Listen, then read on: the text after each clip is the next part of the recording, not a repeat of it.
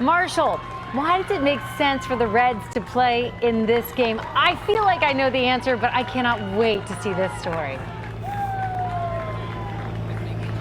The movie Field of Dreams largely focuses on the idea of second chances. One of the main characters who gets a second chance is the ghost of White Sox legend Shoeless Joe Jackson. Jackson, along with his 7 teammates on the White Sox, were permanently banned from baseball after accepting money to intentionally lose the 1919 World Series, largely known as the biggest scandal in sports history.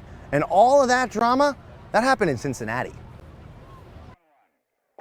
Runners on second and third, nobody out. The year 1919. 2 years before baseball was even broadcast on the radio. The Cincinnati Reds won their first World Series. Ed Roush, Heine Groh, the heroes of the 1919 World Champs, immortalized in the Reds Hall of Fame.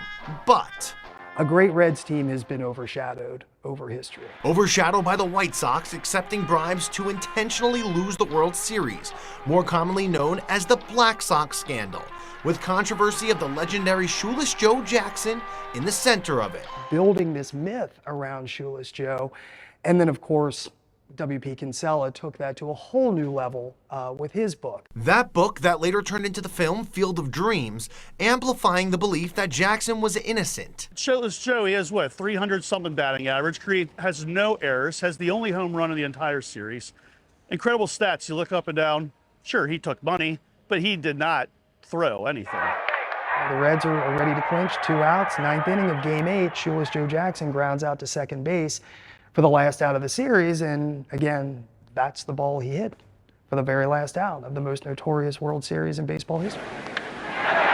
The most notorious moment in baseball history. And a lot of this did unfold right here in Cincinnati. Specifically downtown on the corner of 4th and Vine. This would have been the site of the Sinton Hotel. Okay. And the Sinton Hotel played great importance to the 1919 World Series. This is where the White Sox stayed during the series. In a glorified broom closet. Abe Attell was a former lightweight boxing champion. He was also the known bagman for Arnold Rothstein, New York gangster who was behind fixing the entire World Series.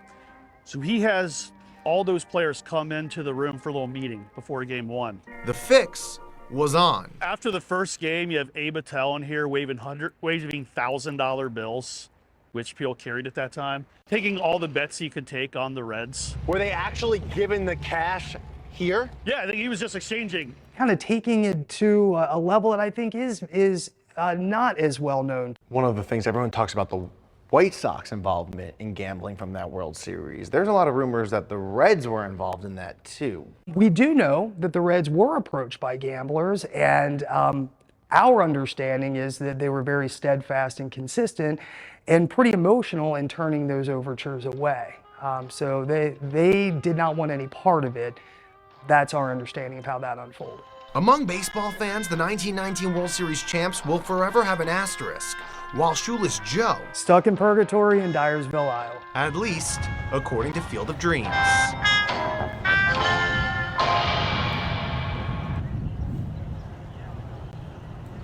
Some might believe that the film Field of Dreams and this area right here symbolizes purgatory. However, this week, it feels a whole lot more like heaven. Tomorrow, when the Reds and Cubs play, they'll be wearing those 1919 uniforms that you saw there, just a little more high-tech with better breathability for the players when it comes to the material. Live in Dyersville, Iowa, Marshall Kramsky, WCPO 9 Sports.